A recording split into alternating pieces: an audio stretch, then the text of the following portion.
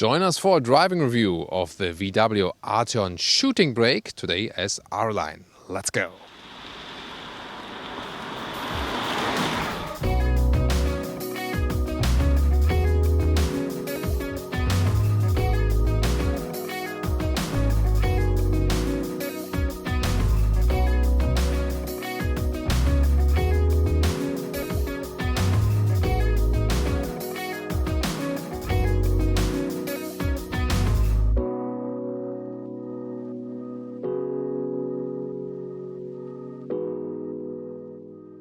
In the front, the new Ateon facelift, both for the new shooting brake, but also for the standard sedan version, which is now called Gran Turismo. So here in the front, has been changed, updated with the lamps, LED signature here, wider than before.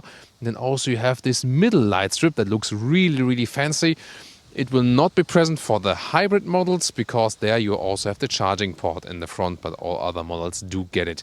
R-Line badge here, and the R-Line also features a sportier lower bumper here in the contrasting design. And wow, from the front, a very sensual and sporty design, definitely. Here this additional lip that was also here before. The fastback variant, by the way, also available on the US market.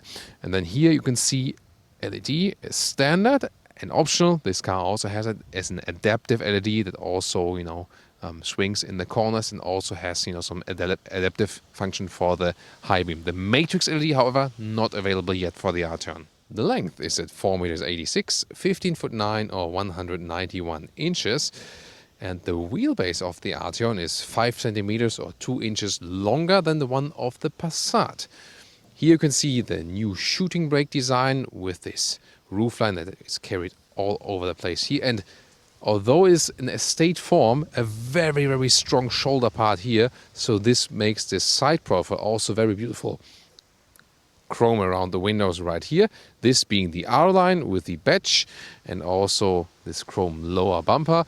20-inch wheels here today, they are an option. They would be standard for the true R model, the new Ateon R. Usually 18-inch wheels would be standard for this R-Line. But again, we have the most massive wheels here, 20-inch for today. And in the rear, we see the very central design here of the shooting brake. It's very special and also nice how this kind of wing is integrated then in the rear hatch. Horizontally drawn tail lamps with a very modern LED signature inside. And being the R-Line here, we have a sporty design in the lower part right here, also with the black contrast. However, Autogefühl, fake exhaust police, definitely here in the lower part, pure fake exhaust. So, yeah, from the distance is a good sport design, but then closer, not sure if that's really necessary.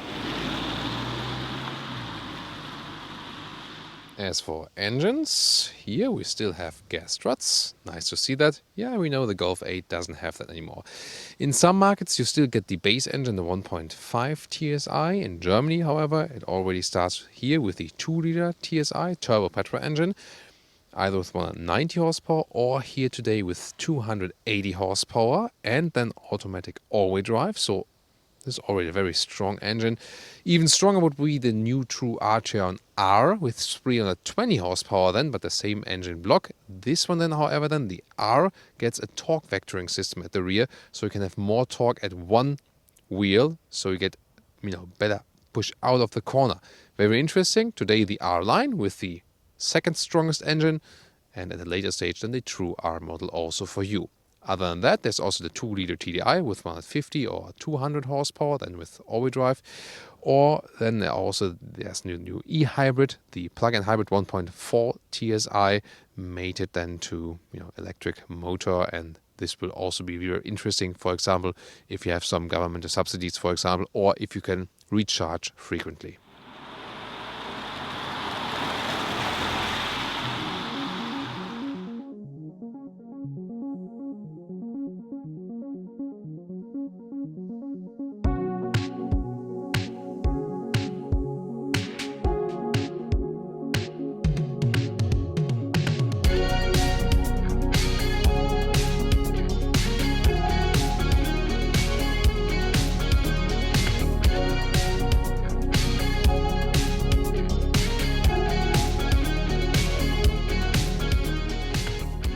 These seats here are the so-called top sport seats. and also with the R logo, but they are not base for the R line. And they are also only available as animal skins, so you should not go for these. They are also then hotter in summertime and colder in wintertime. Usually the Ateon R line would come with microfiber seat, then the seat also without the integrated head restraint. And this is also better as for the climate comfort. A base Ateon would come with a base fabric seat that is surface-wise actually the best. The one with the microfiber looks the coolest. Then here the seating position is actually still quite good. The spots here with the integrated head restraint are from the seating form, also quite decent. Interesting is that with a base Ateon, you still get the manual buttons. And as for this, I would recommend to go with the base version. You save money and also have, just proper buttons.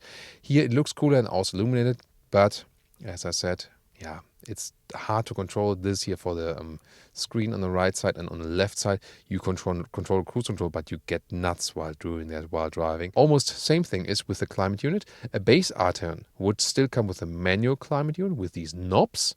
Here now the higher trims. In Europe, Elegance or R-Line here today. In US it's called SE and SEL, or then on top the R-Line. In higher trims you get this one here. This is this new capacitive climate unit. You can slide like this or you can press.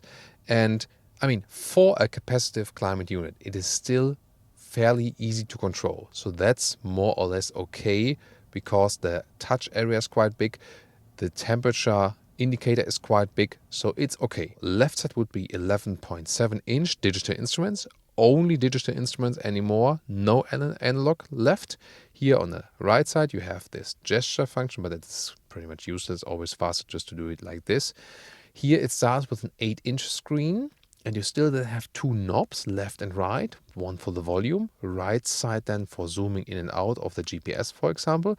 This here is the optional 9.2-inch screen with no buttons left, and once again, the higher trim, it looks fancier, it is bigger, but with the base 8-inch screen, which would be standard, easier to control, and also the software inside is somewhat easier and more basic. Then you can change the view. This is of course one of the best things. Here map all over the place. You see, the more map we see, the more it flickers, but again, just on camera.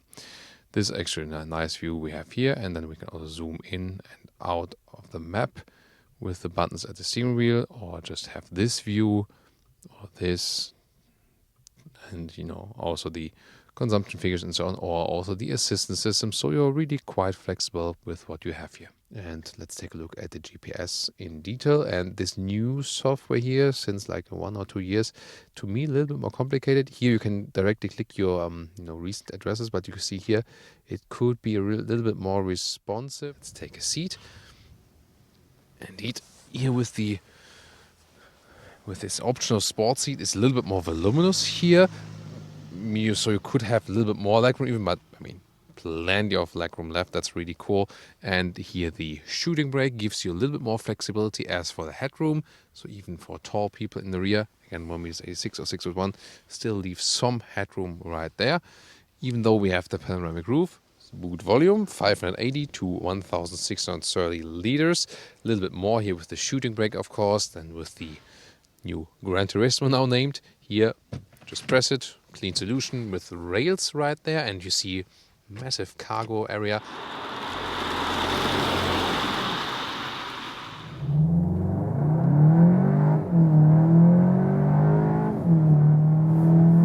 That's 100 kilometers an hour or 62 miles an hour, so pretty impressive. The official figure, we have to see how that one worked out. Official figure is 5.6 seconds, and that's 0.5 seconds slower than the true Ateon R will be. So this one, again, already very powerful in the same base engine block, and even if we are already at speed 60 to 100, that's it, and actually quite nice engine sound. So here, the 280 horsepower engine together with the R-Line design is the closest one to the true Ateon R, and this really drives very well. So a good performance. Also here, as I said, wet roads, so the all-wheel drive brought it very well to the ground. In this harsh accelerations, really a lot of power is transported to the rear. a maximum of 50-50 is physically possible, not more than that actually. Steering wheel is actually quite nice as a grip here in the R-line, and also quite direct and also precise, so I like that here. I don't have to steer that much, and I have very good feeling and control over the steering. The DCC, dynamic chassis control, the adaptive suspension in the sports mode is a little bit stiffer, but at the same time, even if we are in the stiff mode, it gives us a very, very good comfort indeed. So it's not that in the sports mode it's too stiff overall. When we pick it here and go to the normal mode, it's a little bit softer as for suspension. You also hear that the engine is more silent. Good noise insulation, by the way. You heard it also when we were at 100 kilometers or 60 miles. Really silent on the interior. Have seen the dual insulating windows right there.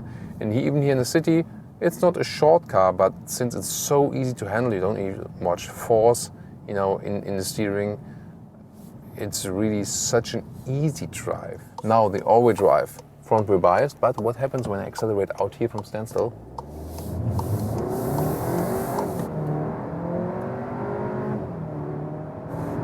Nice. And again, 100 kilometers an hour. Wow, that's pretty fancy. And have you seen the steering wheel, how straight it was kept? I mean, there's no like special differential lock for this vehicle or so, but although it's front wheel biased, so much power was transported to the rear wheels that I get very good grip. I mean, still wet road, but there was no slip, you know, whatsoever. And I didn't have like this typical front wheel biased, you know, the steering wheel pulls me in a direction or so with understeering. So there, everything is ruled and, you know, enough is ruled to the rear axle that they don't have this effect. So again, what a flawless acceleration out of a corner while having a wet road. And now to our conclusion for today with the VW Ateon shooting brake. First of all, in general, the facelift for the Ateon is very interesting with the front changes, definitely light changes, so definitely a fresher look. On the interior, more infotainment, more digitalization. Yet at the same time, the new infotainment system that VW is offering at the moment, this is more complicated menu-wise, and they're also slower than before. They definitely need to fix that very important issue. In general, a very comfortable ride here as well. Long wheelbase and also good with the adaptive suspension, especially should also go with that one. The shooting brake offers you more flexibility in the rear trunk, so just a little bit more versatile, although, you know, the standard Ateon, which is now called Gran Turismo, has this, you know, big hatch opening that is, you know, almost fastback-alike. This is still very practical, yes, but this one a little bit more, and it's also the question of design. And as we read your feedback, some of you definitely prefer even the shooting brake version here, and indeed very positive feedback also from our initial review that this one here, voted by the community, the Ateon shooting brake is now one of the most beautiful Volkswagen vehicles. So design-wise, I think really a hit. Really, you know, a lot of design pleasure, so to speak, and also a usable car and actually a very comfortable ride. So these are the most important aspects about the Ateon. Yet again, I think downside is definitely now the infotainment system. And what else? As for the engines, the R-Line here that we had today, together with the powerful TSI, this is the one that comes close to the true R. Of course, the true Ateon R, then also newly available, will present to you here on our channel at a later stage. This one then will also get the torque vectoring in the rear. Very powerful and good system. We've already tested in the Tiguan R. So this will give a, you know, even sportier punch than this one we had here today. So looking forward to your feedback to the new Ateon shooting brake. Also tune into more color and trim. We'll also link the relevant videos in the video description. See you there.